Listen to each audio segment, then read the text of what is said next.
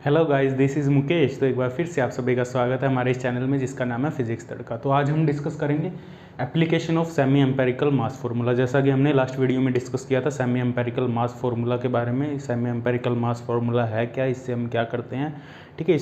इसमें जो टर्म्स, अलग अलग टर्म है, volume energy term, surface energy term, column energy term, asymmetric term और पेयरिंग टर्म, इन सभी के बारे में हमने डिस्कस किया था। तो आज इस वीडियो लेक्चर में we are going to discuss about the some application of semi empirical mass formula. Basically there are 4 application, ठीक है। तो सबसे फर्स्ट एप्लीकेशन है जो हमारे पास, वो है to find the mass of atom, मतलब एटॉमिक मास फाइंड करने के लिए, ठीक है। एटॉमिक जो मास है उसको फाइंड करने के लिए हम semi empirical mass formula use कर सकते हैं। और जो सेकंड है to find the radius of mirror nuclei, जो मिरर न्यूक्लियाई है उसकी रेडियस फाइंड करने के लिए हम semi empirical mass formula use करते हैं। और जो नेक्स्ट है हमारे पास mass difference of mirror nuclei, जो मिरर न्यूक्लियाई हैं उनका जो मास है उनका क्या डिफरेंस है। मिरर न्यूक्लियाई के बारे में हम पढ़ेंगे, ठीक है। मिरर न्यूक्लियाई होते क्या है और उनका जो मास डिफरेंस है वो कैसे कैलकुलेट करते हैं using semi empirical mass formula. और जो लास्ट है, सबसे मोस्ट इंपॉर्टेंट एप्लीकेशन है, वो है मोस्ट स्टेबल आइसोबार। देखो, आइसोबार मतलब सेम प्रोटॉन नंबर हो, सॉरी हाँ, आइसोबार मतलब जिसमें जो same number of atomic mass हो, सेम ए हो, जिनमें देखो जो कोई भी एटम है उसको हम कैसे लिखते हैं, x equal to Z A. तो आइसोबार होगा जिसमें सेम ए हो, ए की वैल्यू सेम हो, जेड की वैल्यू अलग अलग हो सकती है, न्यूट्रॉन प्रोटॉन की वैल्यू अलग अलग हो सकती है, लेकिन ए की वैल्यू सेम रहेगी। तो उनमें से कौन सा मोस्ट स्टेबल आइसोबार होगा, ठीक है, वो हम सेमी एम्पेरिकल मास फार्मूला की हेल्प से बता सकते हैं, मोस्ट स्टेबल आइसोबार को बताने में। तो देखो, जो मिरर न्यूक्लियाई है, जो CSIR नेट के अकॉर्डिंग, जो CSIR नेट JRF का एग्ज़ाम है या गेट का एग्ज़ाम है, तो इनमें जो मिरर बाइंडिंग एनर्जी, जो सेमी एम्पेरिकल मास फार्मूला से जो क्वेश्चन बनता है वो मिरर न्यूक्लियाई और मोस्ट स्टेबल आइसोबार, इनमें से बनता है, ठीक है। आइसोबार, मोस्ट स्टेबल आइसोबार के बारे में पूछा जाता है, या मिरर न्यूक्लियाई में जो उसकी रेडियस है, रेडियस क्या होगी, या कॉलम एनर्जी, उसके बारे में पूछा जाता है। जब हम क्वेश्चन करेंगे तब तुम्हें समझ आ जाएगा किस टाइप के क्वेश्चन बनते हैं। तो देखो, सेमी एम्पेरिकल मास, सबसे पहली एप्लीकेशन है to find the atomic mass, और हम कह सकते हैं to find the nuclear mass. Nuclear mass को भी फाइंड करने में इसका हम यूज़ करते हैं। अभी दोनों के फॉर्मूला लिखेंगे हम, न्यूक्लियर मास, ठीक है। तो देखो क्या होता है, हमने जो लास्ट वीडियो में पढ़ा था, लास्ट लेक्चर में पढ़ा था, semi empirical mass formula actual में है क्या। It is the mathematical formula to find the binding energy of any nuclei. तो बाइंडिंग एनर्जी का फार्मूला है हमारे पास ये। इसमें कौन कौन सी टर्म, पहली volume energy term AV, A minus AS, A⁴ surface energy term minus AC coulomb energy term Z minus 1 upon A⁴ फिर asymmetric AS A minus 2Z whole square upon A, फिर लास्ट है हमारे पास plus minus pairing term AP upon A⁴। ये हमारे पास है binding energy का formula, ठीक है, जिसे हम कहते हैं सेमी एम्पेरिकल मास फार्मूला। बहुत इंपॉर्टेंट फार्मूला है। IIT JAM के लिए तुम करो या CSIR नेट JRF के लिए करो, इसमें से क्वेश्चन तुम्हें मिलता है, ठीक है। मोस्ट ऑफनली क्वेश्चन मिलेगा यहाँ से, ठीक है। तो ये 5 टर्म है यहाँ पे। जो पेयरिंग टर्म है वो प्लस कब होता है, माइनस कब होता है, जीरो कब होता है, वो मैंने तुम्हें लास्ट वीडियो में बताया था। प्लस कब होगा, जब इवन न्यूक्लियाई हो, और माइनस कब होगा, जब ओड न्यूक्लियाई हो, ठीक है। जो सबसे कम स्टेबल होंगे और सबसे ज़्यादा स्टेबिलिटी होगी इवन न्यूक्लियाई की, और जो मीडियम स्टेबिलिटी होगी जिनकी, वो होंगे, उनके लिए जो पेयरिंग टर्म है वो जीरो होगी। ये हमने लास्ट लेक्चर में डिस्कस किया था। अब देखो, बाइंडिंग एनर्जी का एक और फॉर्मूला है हमारे पास। यदि कोई न्यूक्लियस दिया गया है हमें, एक न्यूक्लियस है हमारे पास जिसमें जिसका न्यूक्लियर मास m है, Z नंबर ऑफ प्रोटॉन है, उसका एटॉमिक मास A है, A माइनस जेड उसमें न्यूट्रॉन है A माइनस जेड। तो इसकी बाइंडिंग एनर्जी का फॉर्मूला क्या है हमारे पास, ZMP plus A minus Z MN minus MZA, nuclear mass, ठीक है। ये बाइंडिंग एनर्जी का फॉर्मूला था, और बाइंडिंग एनर्जी का फॉर्मूला हमारे पास सेमी एम्पेरिकल मास फॉर्मूला से ही है। तो न्यूक्लियर मास क्या आएगा, देखो, न्यूक्लियर मास आएगा हमारे पास MZA equal to ZMP plus A minus Z MN minus binding energy, ठीक है, माइनस बाइंडिंग। और ये बाइंडिंग एनर्जी किसकी है, न्यूक्लियस की, ठीक है। और इस बाइंडिंग एनर्जी को हम यहाँ पुट कर देंगे तो ये हमारे पास mZA न्यूक्लियर का मास आ जाएगा, न्यूक्लियर मास।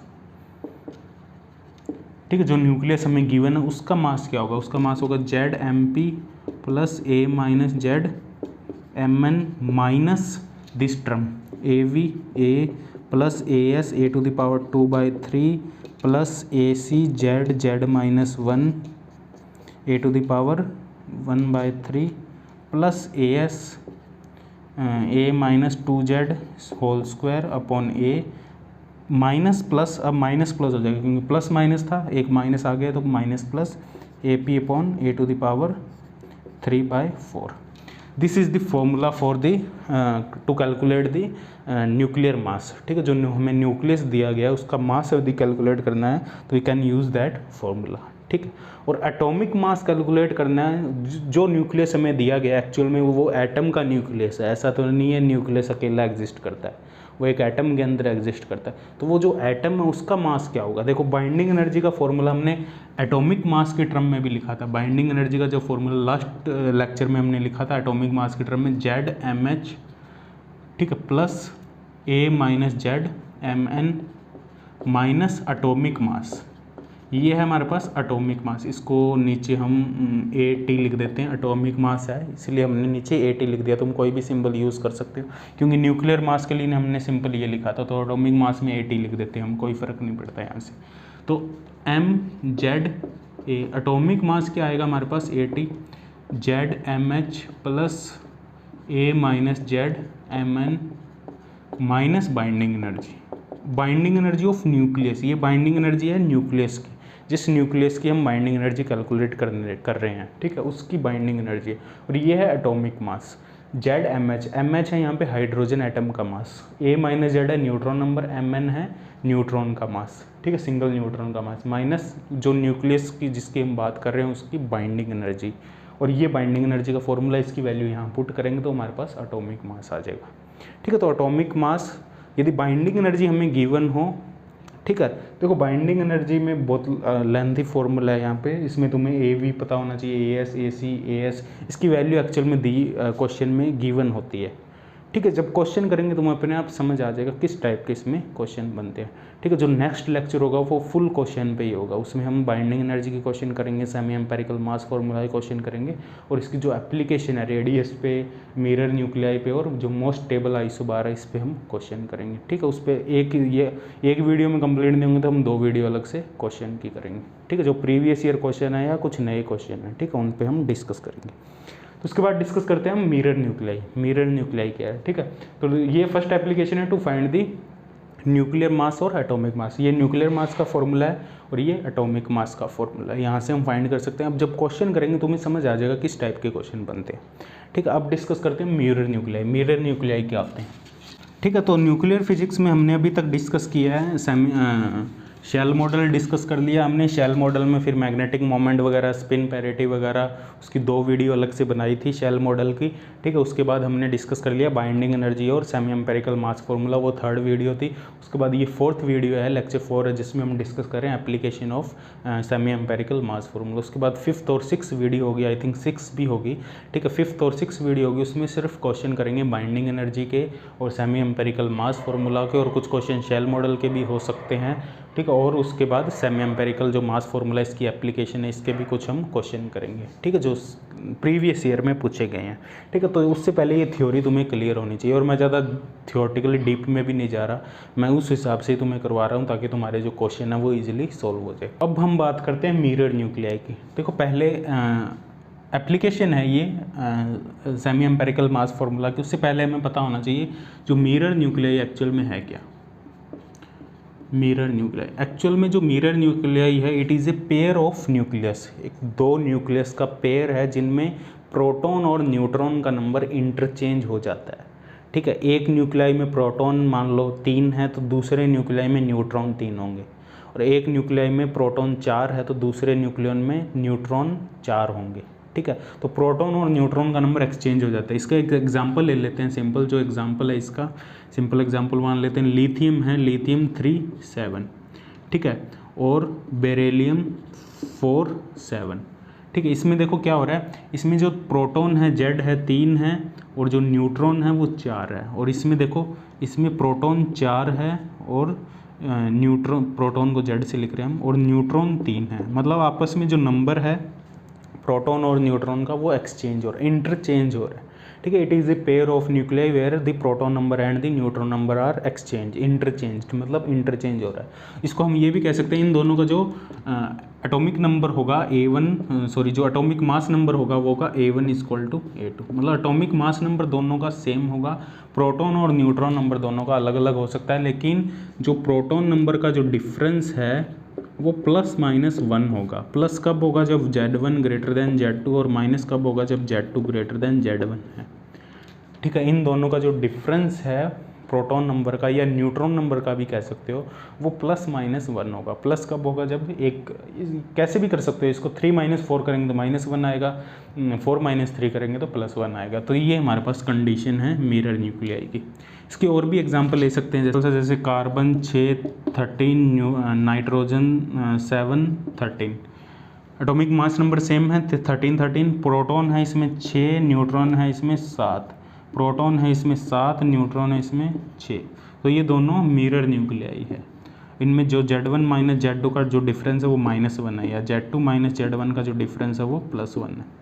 तो इसकी प्रॉपर्टी क्या होगी, मिरर न्यूक्लियाई की कुछ प्रॉपर्टी है। प्रॉपर्टीज़ में जो सबसे पहली प्रॉपर्टी है, इनका जो एटॉमिक मास नंबर होगा वो दोनों का सेम होगा, और इनके जो प्रोटॉन का डिफरेंस है Z1 - Z2 वो 1 होगा यदि Z1 ग्रेटर देन Z2 है, और Z2 - Z1 -1 होगा यदि +1 होगा यदि Z2 ग्रेटर देन Z1 है। तो ये सेकंड प्रॉपर्टी होगी इसकी। ठीक है।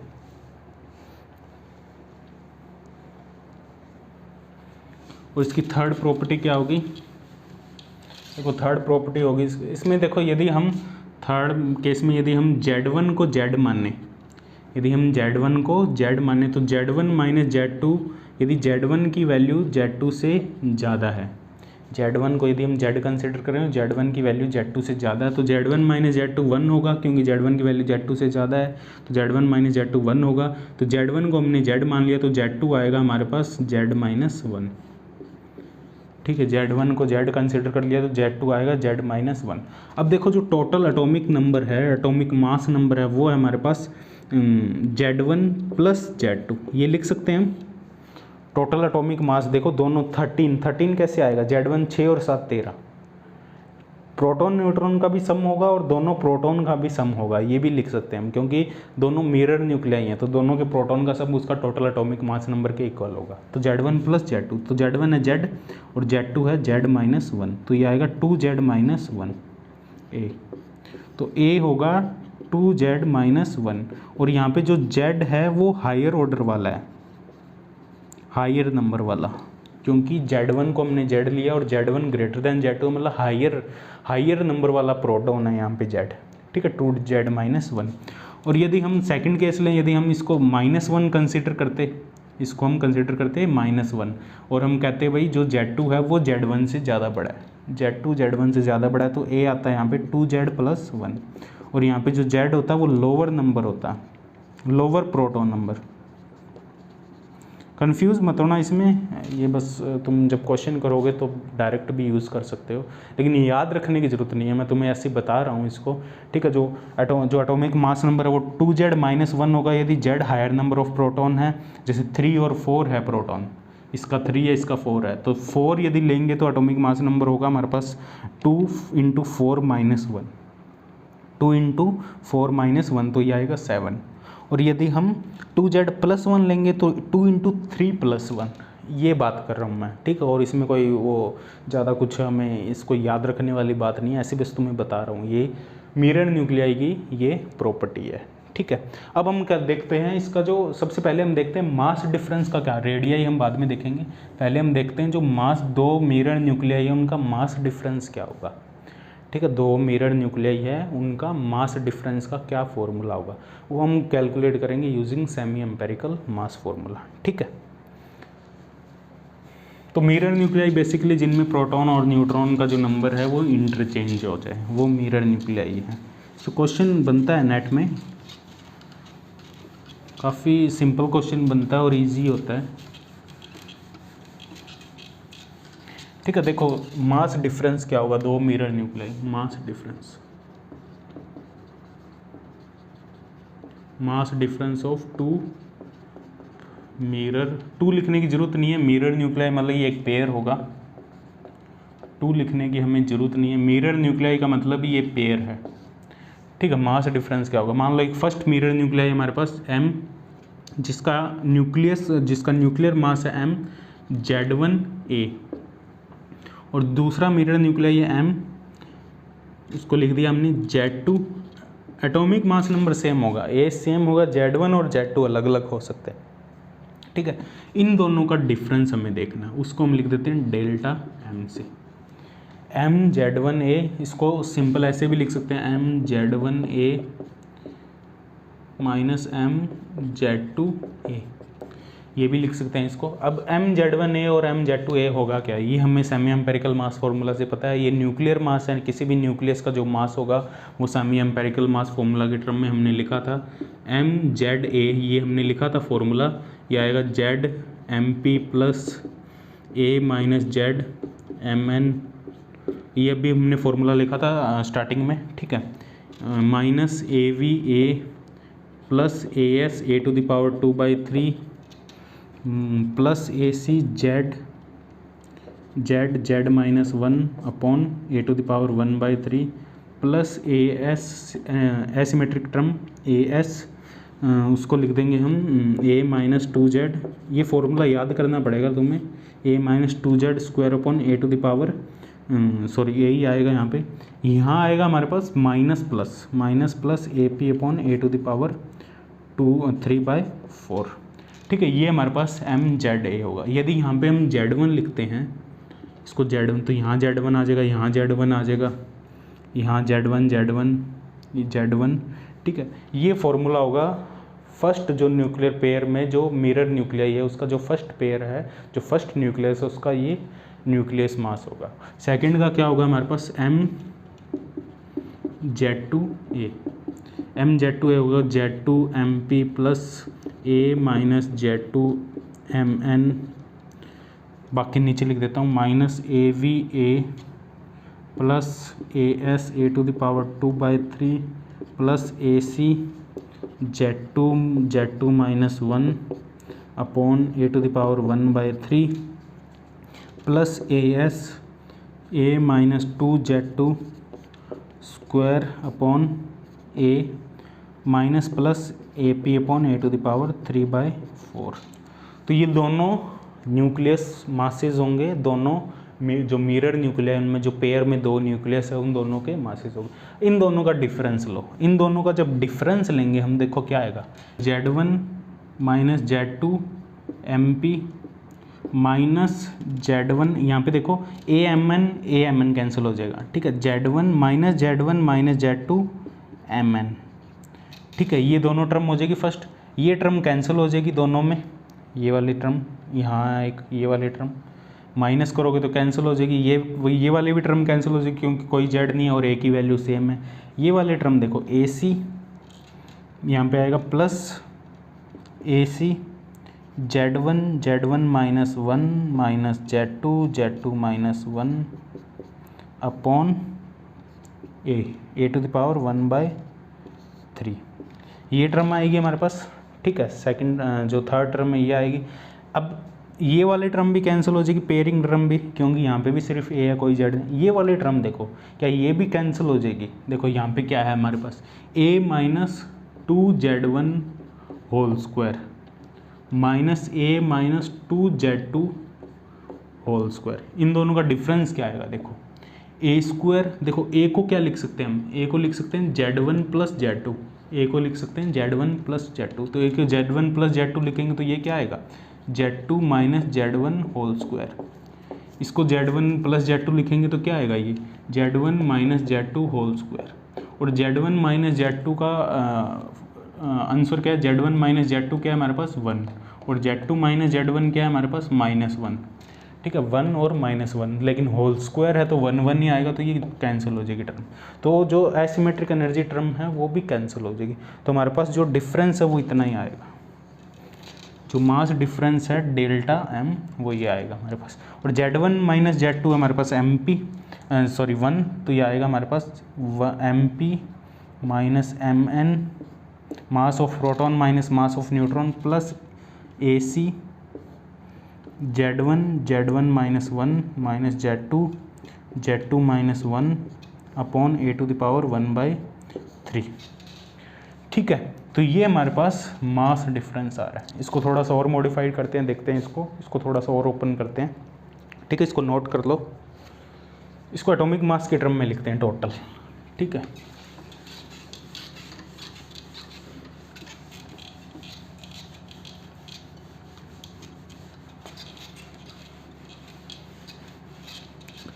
तो देखो क्या आएगा ये। देखो हमें मिरर न्यूक्लियाई में हमें पता है Z1 minus Z2 equal to 1 है, तो Z1 इक्वल टू क्या है, तो Z2 इक्वल टू क्या होगा हमारे पास, Z2 equal to Z1 minus 1, Z2 equal to Z1 minus 1। तो डेल्टा एम क्या आएगा हमारे पास, mass of proton minus mass of neutron, ये डेल्टा एम है, plus AC Z1 minus 1 minus Z2 की जगह लिखेंगे Z1 minus 1, Z1 minus 1 Z1 minus 2, यह हो जाएगा Z1 माइनस 2 अपॉन A⁻⁴। तो ये आ जाएगा प्लस AC, ये सेम टर्म आएगी delta M plus AC। Z1 minus 1 common ले लेंगे यहाँ पे, Z1 माइनस 1 कॉमन ले लेंगे, तो ये आएगा Z1 minus Z1 plus 2 upon A⁻⁴। Z1 से Z1 कैंसिल हो जाएगा, तो ये आएगा हमारे पास delta M equal to MP minus MN AC Z1 minus 1 2 upon A⁻⁴। तो ये आएगा हमारे पास मास डिफरेंस। ठीक है, ये भी लिख सकते हैं इसको। देखो जो MP की वैल्यू है वो लगभग MN के इक्वल होगी, तो इसको ये भी लिख सकते हैं हम, delta M equal to AC 2AC Z1 minus 1 upon A⁻⁴। Z1 को हम Z भी लिख सकते हैं, और जो Z होगा वो हायर प्रोटॉन नंबर होगा, higher proton number. Mirror nuclei में जिसका प्रोटॉन नंबर ज़्यादा है वो वाला Z होगा यहाँ पे, क्योंकि हमने पॉजिटिव लिया है इसको, +1। ठीक है, तो ये आएगा हमारे पास। इसको बाद में यदि Z1 को Z लिखते हैं तो ये आ जाएगा Z माइनस 1। अब देखो इसमें इसको एक और टर्म में अलग से भी लिख सकते हैं। यदि हम कोलम्ब एनर्जी जो टर्म है, जो कोलम्ब एनर्जी टर्म है हमारी बाइंडिंग एनर्जी के फॉर्मूले में, EC इक्वल टू वो है हमारे पास AC Z minus 1 upon A⁻⁴। ये कोलम्ब एनर्जी टर्म थी क्योंकि कोलम्ब एनर्जी टर्म का ही डिफरेंस हो रहा है यहाँ पे, और जो MP माइनस MN है इसका उसको हमने लगभग इक्वल मान लिया, तो ये कैंसिल हो जाएंगे। तो कोलम्ब एनर्जी टर्म का जो डिफरेंस है एक्चुअल में वही मास डिफरेंस है जो मिरर न्यूक्लियाई है उनका। हम कह सकते हैं जो कोलम्ब एनर्जी टर्म का डिफरेंस है एक्चुअल में it is the mass difference of the mirror nuclei. ठीक है, तो ये देखो इसको यदि हम कोलम्ब एनर्जी टर्म को एक अप्रोक्सीमेशन में ऐसे लिखें, AC equal to Z², Z into Z minus 1 को हमने लगभग लिख दिया Z²। यदि Z की वैल्यू 1 से बहुत ज़्यादा लार्ज है तो हम लिख सकते हैं AC equal to AC into Z² A⁻⁴। तो इन दोनों का अब डिफरेंस क्या आएगा, देखो जो मास डिफरेंस अब क्या आएगा, ये आएगा AC Z1² minus Z2² A⁻⁴। ये लिख सकते हैं मास डिफरेंस को AC, क्योंकि MP इक्वल टू MN है तो वो फर्स्ट टर्म तो कैंसिल हो जाएगी, तो AC Z1 minus Z2² A⁻⁴। तो AC Z1 plus Z2 Z1 minus Z2 upon A⁻⁴। Z1 plus Z2 हमें पता A है, Z1 माइनस Z2 1 है। ठीक है, Z1 माइनस Z2 1 है, Z1 प्लस Z2 A है, तो डेल्टा एम यहाँ से आएगा हमारे पास AC A⁻⁴। तो ये आएगा AC A⁻⁴। तो ये भी एक डायरेक्ट फार्मूला कह सकते हैं, ये भी फार्मूला सही है। यहाँ पे ये Z की टर्म में है 2AC 2Z। देखो एक्चुअल में ये 2Z हो रहा है। ठीक है, एक्चुअल में ये 2Z का मतलब A ही है यहाँ पे। ठीक है, मतलब इसको इस टर्म में भी हम रफली इसको हम ऑलमोस्ट हम लिख सकते हैं AC A⁻⁴। और इसका जो ग्राफ बनेगा डेल्टा एम का A के साथ, ग्राफ भी कई बार पूछ लिया जाता है, डेल्टा एम का जो A के साथ ग्राफ बनेगा यहाँ पे मास डिफरेंस का, डेल्टा एम ए के साथ, वो लगभग ऐसा ग्राफ बनेगा कि ये जीरो से क्यों नहीं शुरू होगा। देखो इस फॉर्मूले के अकॉर्डिंग जीरो से शुरू होना चाहिए, लेकिन हमने जीरो से क्यों नहीं शुरू किया, क्योंकि यहाँ पे कुछ एक्स्ट्रा टर्म भी है जो हमने नेगलेक्ट की है। ठीक है, जो प्रोटॉन और न्यूट्रॉन का मास हमने एग्जैक्ट इक्वल माना है, लेकिन उनमें कुछ डिफरेंस होगा। ठीक है, तो उसमें कुछ अलग टर्म भी आएगी, वो टर्म हमने नेगलेक्ट की है। ठीक है, तो यहाँ पे जीरो से शुरू नहीं होगा, ये लगभग यहाँ से शुरू होगा। ठीक है, तो ए के साथ ये इंक्रीज़ करेगा, ए टू द पावर 2/3 से ये इंक्रीज़ करेगा। ठीक है, तो ये हमारे पास मास डिफरेंस का फॉर्मूला होगा, ये भी हो सकता है और ये भी लिख सकते हो तुम डायरेक्ट। ठीक है, ये मास डिफरेंस का फॉर्मूला। देखो अब इसको रेडियस की टर्म में कैसे लिखें। देखो जो मास डिफरेंस है या जो कॉलम, देखो जो एक्चुअल में मास डिफरेंस है वो कॉलम एनर्जी का ही डिफरेंस है। जो एक्चुअल में कॉलम एनर्जी का डिफरेंस है मिरर न्यूक्लियाई की, वही मास एनर्जी, जो मास है वही डिफरेंस है, मास का डिफरेंस है। तो इसको रेडियस कैसे कैलकुलेट करें, इसका यूज़ हम कर सकते हैं टू फाइंड द रेडियस। देखो रेडियस फाइंड करने में इसका यूज़ कैसे करते हैं, इसको नोट कर लेना। इसके क्वेश्चन हम नेक्स्ट वीडियो में करेंगे, नेक्स्ट लेक्चर में इसके सारे क्वेश्चन करेंगे हम जो प्रीवियस ईयर में पूछे गए हैं। और यदि तुम्हें ये समझ आ गया तो ये फॉर्मूले याद है। देखो यहाँ तुम्हें कोई कॉन्सेप्ट ज़्यादा लगाने की ज़रूरत नहीं है, तुम्हें फॉर्मूले याद होने चाहिए, छोटी सी ट्रिक्स होती है, तो आराम से तुम न्यूक्लियर फिजिक्स के क्वेश्चन कर सकते हो। कोई ज़्यादा डीप में नहीं जाता वो न्यूक्लियर फिजिक्स में। ठीक है, तो देखो जो रेडियस है, रेडियाई कैसे कैलकुलेट करेंगे मिरर न्यूक्लियाई की।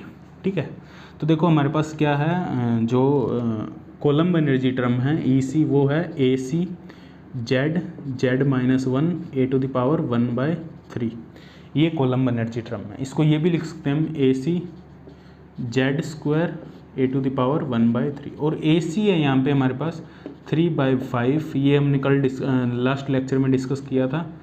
ठीक है, कल डिस्कस किया था, मतलब कल मैंने वो लेक्चर बनाया था तो कल डिस्कस किया था हमने। 3/5 1/4 pi epsilon naught e square upon r naught, sorry e square upon r naught, ये हमारे पास ए सी है, कोलम्ब एनर्जी कॉन्स्टेंट।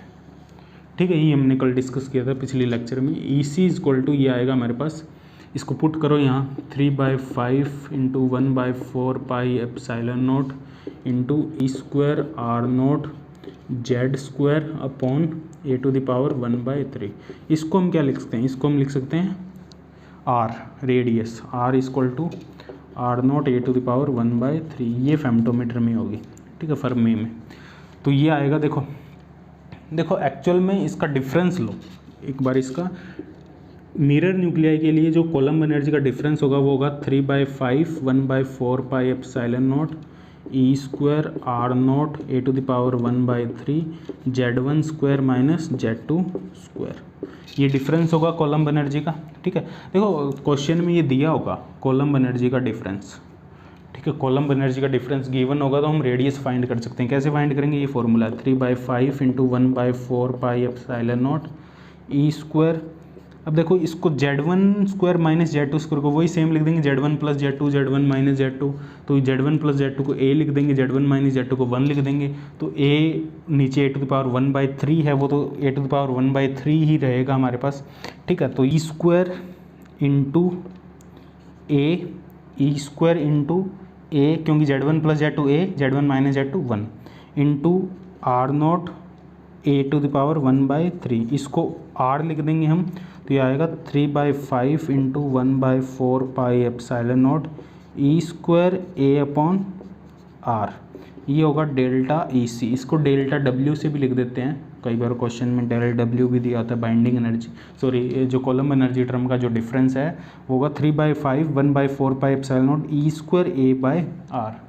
ठीक है, और A को क्या लिख सकते हैं, देखो A को हमने लिखा था 2Z - 1, यदि Z हायर ऑर्डर वाला है तो ये आएगा हमारे पास डेल्टा ई सी आएगा 3/5 × 1/4 pi epsilon naught e square 2Z - 1 upon R।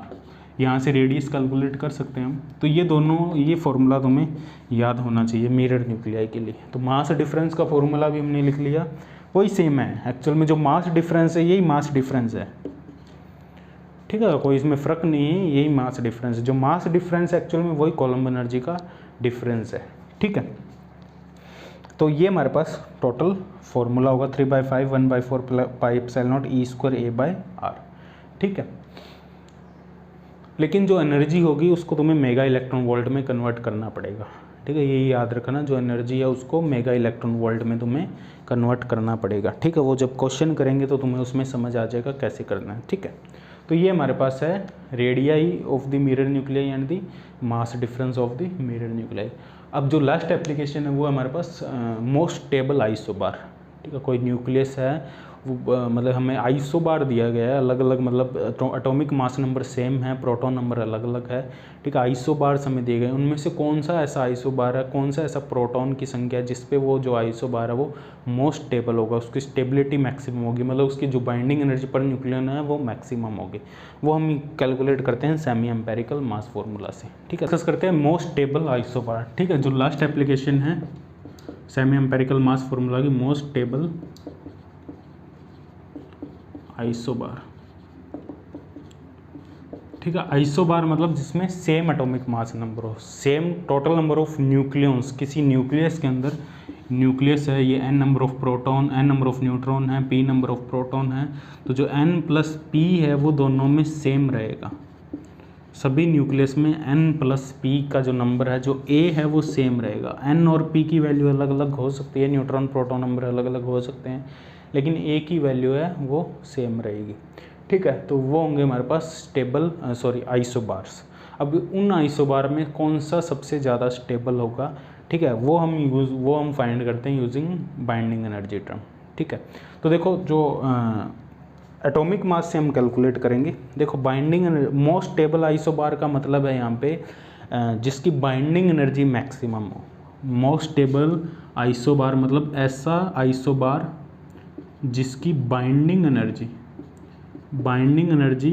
Maximum हो। और बाइंडिंग एनर्जी मैक्सिमम कब होगी, बाइंडिंग एनर्जी का जो फॉर्मूला है वो देखो क्या है। बाइंडिंग एनर्जी का जो फॉर्मूला है वो हमारे पास, यदि हम एटॉमिक मास की टर्म में हम बात करें, एटॉमिक मास की टर्म में बात कर लो या न्यूक्लियर मास की टर्म में बात कर लो, किसी भी टर्म में बात कर लो, एटॉमिक मास या न्यूक्लियर मास। एटॉमिक मास की टर्म में हम बात करें तो ZmH plus A minus ZmN minus atomic mass MZA, ये एटॉमिक मास है। एटॉमिक मास की टर्म में हम बाइंडिंग एनर्जी की बात करें तो बाइंडिंग एनर्जी मैक्सिमम कब होगी, जब ये क्वांटिटी MZA ये हमारे पास मिनिमम होगी। ये क्वांटिटी जो एटॉमिक मास है, एटॉमिक मास, ठीक, ऐसी Z की वैल्यू, Z की एक पर्टिकुलर वैल्यू, देखो आइसोबार, जो आइसोबार है उसमें A सेम है, Z अलग अलग हो सकते हैं। मान लो हमारे पास ये आइसोबार है X Y Z, उसमें A सेम है, A तीनों में सेम है, Z अलग अलग हो सकते हैं, Z1 Z2 Z3। तो इनमें से कौन सा सबसे ज़्यादा स्टेबल होगा, ठीक है, इनमें से कौन सा सबसे ज़्यादा स्टेबल आइसोबार होगा वो डिपेंड करेगा। देखो हमें एक ऐसे Z की वैल्यू फाइंड करनी है, देखो Z की वैल्यू एक्चुअल में वो बताएगा कौन सबसे ज़्यादा स्टेबल है, लेकिन ऐसे Z की वैल्यू फाइंड करनी है जहाँ पे A मिनिमम हो। A मिनिमम होगा, एटॉमिक मास मिनिमम होगा, तभी हम कह सकते हैं बाइंडिंग एनर्जी मैक्सिमम होगी। एटॉमिक मास मिनिमम होगा जिसका, उसकी बाइंडिंग एनर्जी मैक्सिमम होगी, और जिसकी बाइंडिंग एनर्जी मैक्सिमम होगी वो सबसे ज़्यादा स्टेबल होगा, ठीक है। तो स्टेबिलिटी ऐसी एक Z की पर्टिकुलर वैल्यू जिस पे एटॉमिक मास मिनिमम हो, मतलब जो एटॉमिक मास का Z के साथ जो डिफ्रेंशिएशन है वो जीरो, यहाँ से हमारे पास एक Z की कंडीशन आएगी Z0 की, वो जो Z0 होगा वो होगा हमारे पास most stable isobar. Z proton number है, तो वो जो न्यूक्लियस जिसका प्रोटॉन नंबर ये है, जिस पे ये कंडीशन सेटिस्फाई हो रही है, मतलब एटॉमिक मास मिनिमम हो रहा है, वो सबसे ज़्यादा स्टेबल आइसोबार होगा, ठीक है। तो पहले एटॉमिक मास देखते हैं क्या, उसको डिफ्रेंशिएट करते हैं, ठीक है। एटॉमिक मास को डिफ्रेंशिएट करेंगे Z के रिस्पेक्ट में, फिर एक Z की वैल्यू आएगी, वो जो Z की वैल्यू होगी वो मोस्ट स्टेबल आइसोबार होगा, ठीक है। इस पे क्वेश्चन भी काफ़ी अच्छे बनते हैं और बहुत ही इंटरेस्टिंग टॉपिक है, ठीक है।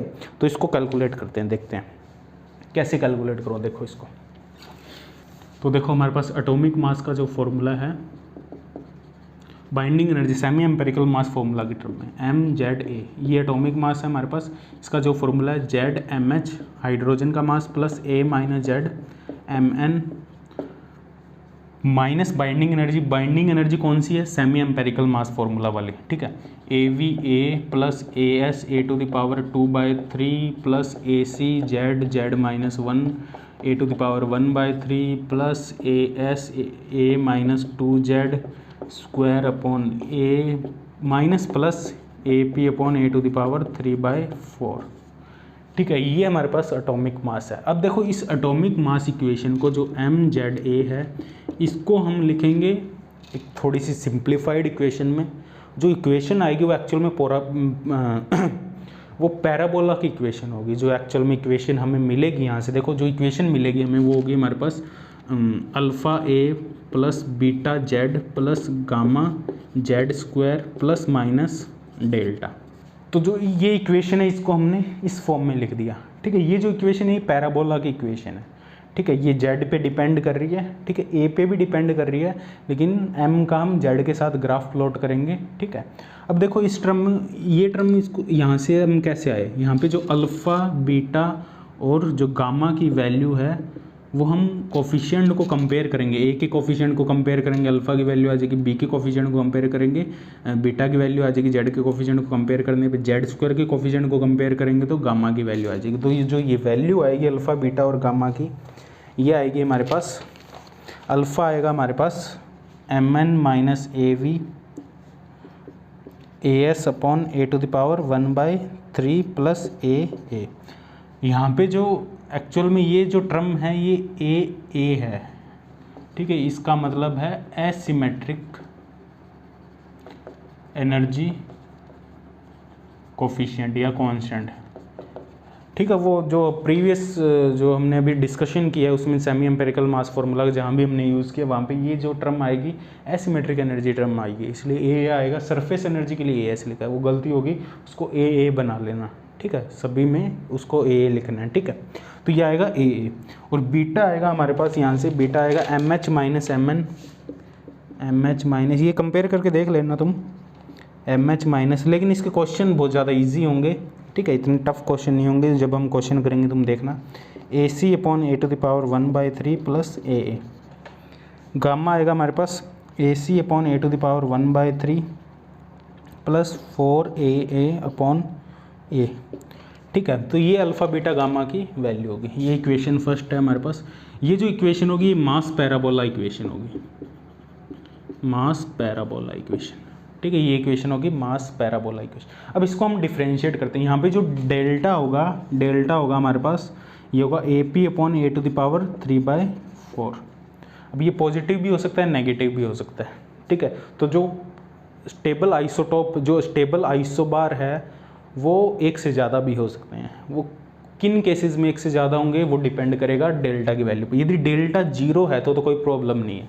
और डेल्टा 0 कब होगा, जब हमारे पास जो न्यूक्लियस है वो ओड इवन न्यूक्लियस होंगे या इवन ओड न्यूक्लियस होंगे। ओड और इवन के लिए डेल्टा 0 नहीं होगा, इवन के लिए माइनस होगा और ओड के लिए प्लस होगा। तो वहाँ पे जो स्टेबल आइसोबार है वो एक से ज़्यादा हो सकते हैं क्योंकि 2 वैल्यू आएगी प्लस माइनस, ठीक है। लेकिन इवन जो ओड इवन है या इवन ओड है वहाँ पे जो आइसोबार है वो एक ही स्टेबल आइसोबार मिलेगा जिसमें मिनिमम एटॉमिक मास होगा, ठीक है।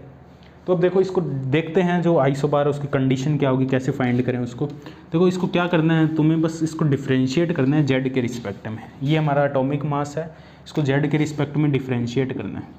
तो ये क्या आएगा हमारे पास, ये तो 0 हो जाएगा, beta plus 2 gamma Z equal to 0। तो यहाँ से जेड क्या आएगा, Z0 आएगा हमारे पास माइनस बीटा/2 गामा। इस जेड की वैल्यू पे जो एटॉमिक मास है वो मिनिमम होगा। मिनिमम क्यों होगा, क्योंकि इसका जो सेकंड डेरिवेटिव है del²m/del z², उसमें जब z इक्वल टू Z0 ये ग्रेटर देन 0 होगा, इसलिए मिनिमम होगा। ये एक पैराबोला की इक्वेशन है, ठीक है। तो ये हमारे पास इस वैल्यू पे, जेड की इस वैल्यू पे जो हमारे पास एटम होगा, जो आइसोबार होगा, वो सबसे ज़्यादा स्टेबल आइसोबार होगा। इसका जो ग्राफ बनेगा एम और जेड में हमारे पास, वो आएगा हमारे पास, देखो एम और जेड में जो इसका ग्राफ बनेगा वो एक पैराबोला टाइप बनेगा, इस टाइप से। ये जेड इक्वल टू Z0 होगा जिस पे एटॉमिक मास मिनिमम होगा, तो मोस्ट स्टेबल आइसोबार,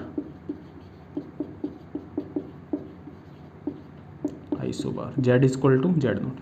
अब ये भी आइसोबार होंगे, ये भी आइसोबार, ये सभी जो इस पैराबोला पे जो ये सभी पॉइंट्स है ये आइसोबार होंगे। ये है Z नॉट -1, ये है Z नॉट -2, ये है Z नॉट -3, ये है Z नॉट +1, ये है Z नॉट +2, ये है Z नॉट +3। मतलब प्रोटॉन के नंबर यहाँ बढ़ रहे हैं, यहाँ कम हो रहे हैं। और ये प्रोटॉन का नंबर मिनिमम, ये प्रोटॉन ऐसा प्रोटॉन का नंबर है जिसपे एटॉमिक मास मिनिमम, बाकी सभी के लिए एटॉमिक मास इंक्रीज हो रहा है। तो ये अनस्टेबल है, इनकी स्टेबिलिटी कम है, इसकी स्टेबिलिटी सबसे ज़्यादा है। तो ये जो अनस्टेबल न्यूक्लियाई है ये डिके करेंगे, ये डिके होके ये स्टेबिलिटी स्टेबिलिटी गेन करेंगे। ये मतलब ये आपस में डिके होंगे, इनका डिके होगा और ये नीचे की तरफ मूव करेंगे। डिके होने का मतलब इनका एटॉमिक मास कम होगा। देखो सिंपल फिजिक्स समझो, देखो इनकी फिजिक्स क्या है, देखो इनका एटॉमिक मास ज़्यादा है, इनका एटॉमिक मास सबसे ज़्यादा है, इससे ज़्यादा है, ठीक है, मिनिमम ये एटॉमिक मास है। तो कब तक डिके होंगे, जब तक एटॉमिक मास मिनिमम ना हो जाए, ठीक है। एटॉमिक मास को कम करने की कोशिश करते हैं, मतलब बाइंडिंग एनर्जी बढ़ाने का मतलब अपने एटॉमिक मास को कम करने की कोशिश करते हैं।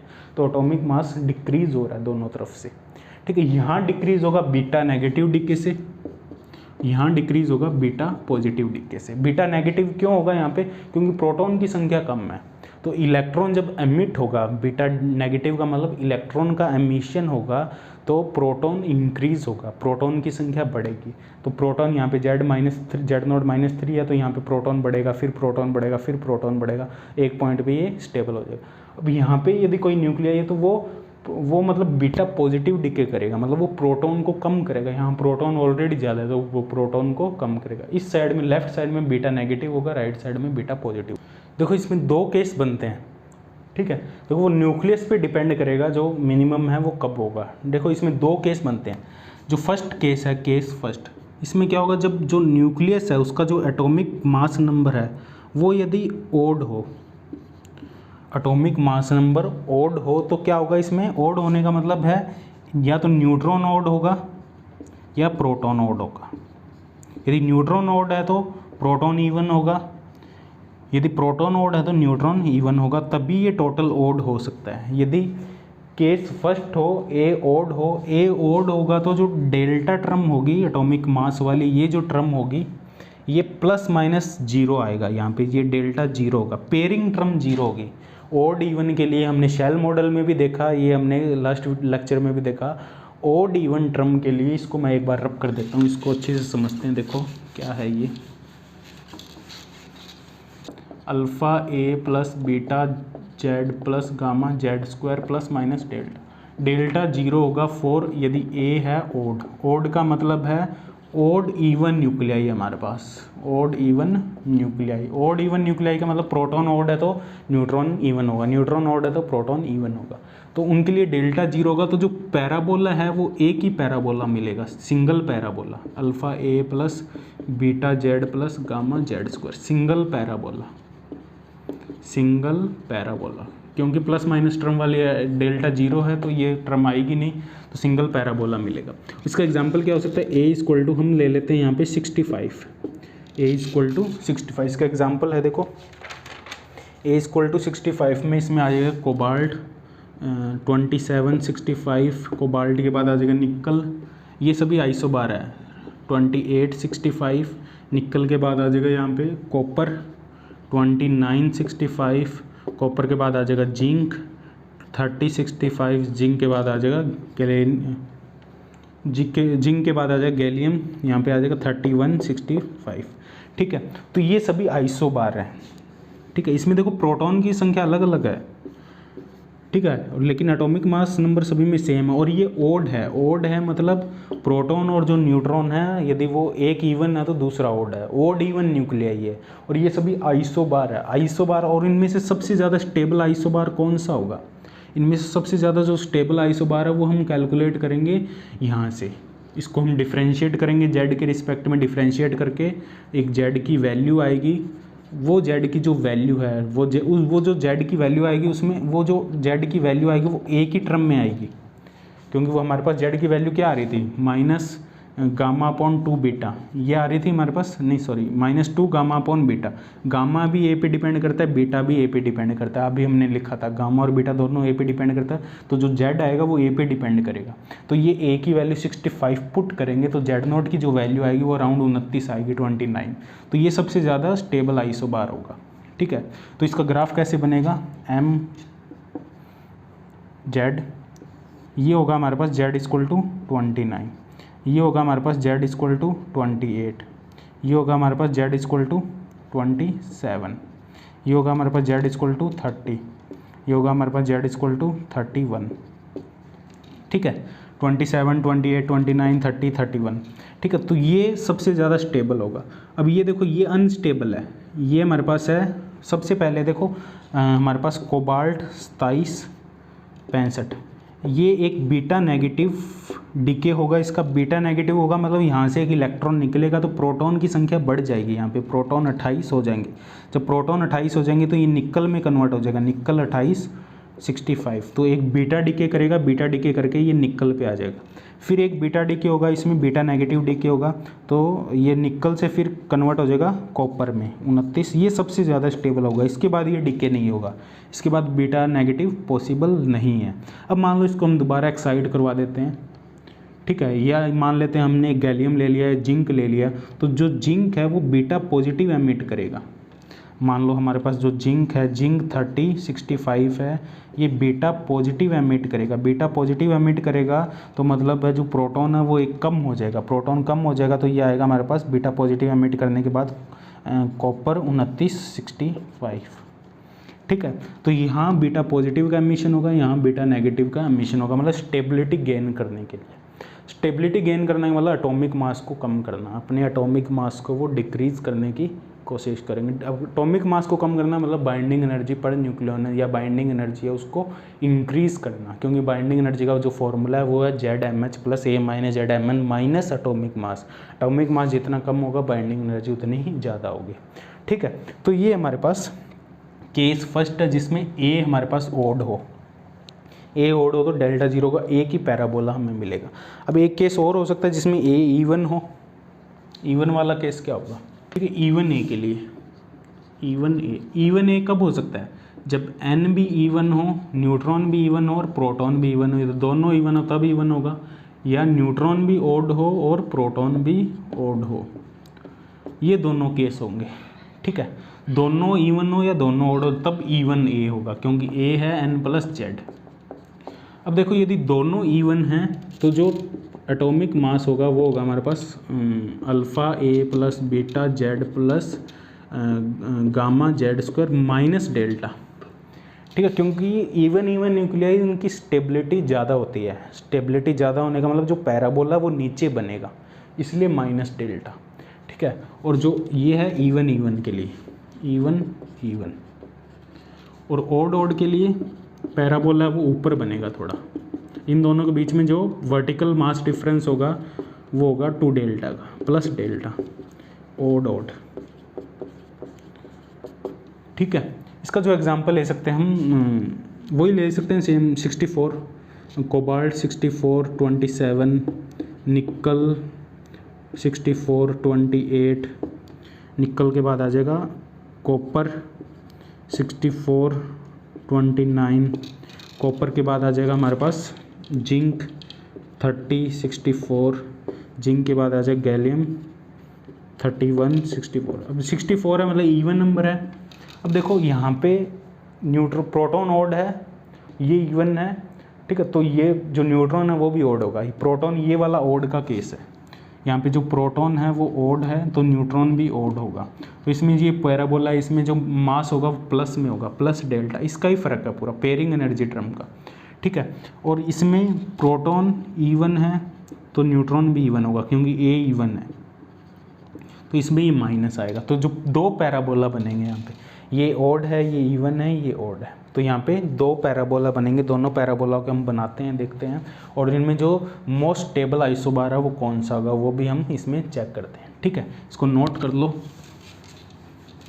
हमारे पास MZ 2 पैराबोला बनेंगे हमारे पास, एक ये। ठीक है, तो पहले बात करते हैं हम, देखो 27 64 मतलब ओड वाले की, तो ओड वाला बनेगा ऊपर वाला, नीचे वाला बनेगा इवन। तो ये हमारे पास ओड z इक्वल टू 27। फिर है हमारे पास 28 इवन, तो z इक्वल टू 28 यहाँ पे बनेगा इस पे सेकंड वाले पे, तो ये मान लेते हैं z इक्वल टू 28। ठीक है, ये है z इक्वल टू 28 और जो ऊपर वाला है वो है हमारे पास z इक्वल टू 27 और z इक्वल टू 29 ये यहाँ बनेगा z इक्वल टू 29 और z इक्वल टू 30 नीचे वाले पे बनेगा z इक्वल टू 30 यहाँ बना देते हैं, ये रफली बना रहा हूँ मैं। ठीक है, z इक्वल टू 30 और z इक्वल टू 31 ओड वाला है तो ऊपर बनेगा इस पर, ये आएगा z इक्वल टू 31।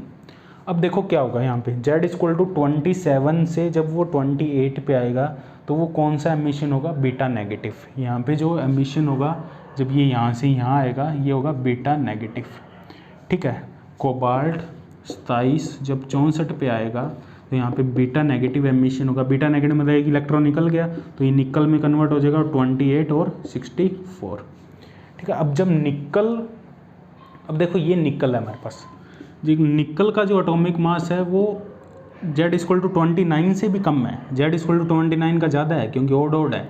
अब यहाँ पे ये नहीं है भाई निकल इसमें कोबाल्ट में कन्वर्ट, जो कॉपर में कन्वर्ट होगा, निकल कॉपर में कन्वर्ट नहीं होगा। निकल मोस्ट स्टेबल आइसोबार है, यहाँ पे एक निकल होगा एक यहाँ पे जिंक होगा, तो निकल और जो जिंक है ये मोस्ट स्टेबल आइसोबार है। इनका जो एटॉमिक मास है, सॉरी यहाँ है ना जिंक, हाँ z इक्वल टू 30, ये जो निकल और जो जिंक है वो यहाँ मोस्ट स्टेबल आइसोबार है। अब ये जो z इक्वल टू 29 है ये भी निकल और जिंक में कन्वर्ट हो सकता है। कैसे कन्वर्ट होगा, 29 जो हमारे पास जो कॉपर है, कॉपर 29 64 ये निकल में कैसे कन्वर्ट होगा, देखो निकल में कैसे कन्वर्ट होगा, निकल 28 मतलब एक प्रोटॉन यहाँ पे कम हो रहा है, मतलब यहाँ से बीटा पॉजिटिव डिके हो रहा है, यहाँ जो डिके होगा वो बीटा पॉजिटिव होगा और यहाँ डिके बीटा नेगेटिव होगा, मतलब ये 30 हो रहा है तो कॉपर 29 64 बीटा नेगेटिव डिके करके जिंक 30 64 में कन्वर्ट हो जाएगा। तो यहाँ पे मोस्ट स्टेबल ये नहीं होगा z इक्वल टू 29, ये दोनों मोस्ट स्टेबल होंगे क्योंकि इनका एटॉमिक मास इससे भी कम है। तो यहाँ पे दो आइसोबार होंगे जो मोस्ट स्टेबल होंगे, जिंक और हमारे पास कॉपर, सॉरी जिंक और निकल। ठीक है, ये मोस्ट स्टेबल आइसोबार होंगे यदि हमारे पास जो एटॉमिक मास नंबर है यदि वो इवन नंबर है। तो यहाँ पे पॉसिबिलिटी है कि दो हमारे पास मोस्ट स्टेबल आइसोबार होंगे और इनका जो वर्टिकल मास डिफरेंस है, यदि हम वर्टिकल मास डिफरेंस की बात करें तो ये जो वर्टिकल मास डिफरेंस है ये 2 डेल्टा का होगा। पर्टिकुलर फिक्स z की वैल्यू के लिए, देखो पर्टिकुलर z की वैल्यू के लिए जो वर्टिकल मास डिफरेंस है वो 2 डेल्टा होगा। पर्टिकुलर z की वैल्यू मतलब देखो a की वैल्यू तो सेम है, देखो मास है हमारे पास z a alpha a plus beta z plus gamma z square plus delta, एक में है माइनस डेल्टा। यदि हम पर्टिकुलर z की वैल्यू की बात करें और जो मास डिफरेंस की बात करें इवन और ओड वाले में तो ये 2 डेल्टा आएगा क्योंकि ये टर्म तो सेम रहेगी, ये कैंसिल हो जाएगी, तो डेल्टा प्लस डेल्टा या delta minus of minus delta plus delta, तो ये आएगा 2 डेल्टा। करके देख लेना, ये जो दोनों का डिफरेंस है ये आएगा 2 डेल्टा। ठीक है, वर्टिकल डायरेक्शन में हम बात करें, वर्टिकल जो मास डिफरेंस होगा दो न्यूक्लियाई के बीच में वो 2 डेल्टा का होगा, जो दो आइसोबार है उनके बीच में 2 डेल्टा का होगा वर्टिकल डायरेक्शन में। हॉरिजॉन्टल बात नहीं कर रहे हैं हम, हॉरिजॉन्टल मास डिफरेंस सेम है निकल और जिंक का, जैसे हम बात करें एग्जैक्ट सेम नहीं होगा, ये देखना पड़ेगा हमें सेम होगा या नहीं होगा, वो z की वैल्यू पर डिपेंड करेगा। ठीक है, तो ये हमारे पास मोस्ट स्टेबल आइसोबार, इस पर हम क्वेश्चन करेंगे नेक्स्ट वीडियो में। नेक्स्ट वीडियो में हमें क्वेश्चन करने हैं semi empirical mass formula, binding energy पे और एम्पेरिकल मास फार्मूला की जो एप्लीकेशन है मिरर न्यूक्लियाई और मोस्ट स्टेबल आइसोबार फाइंड करने में। ठीक है।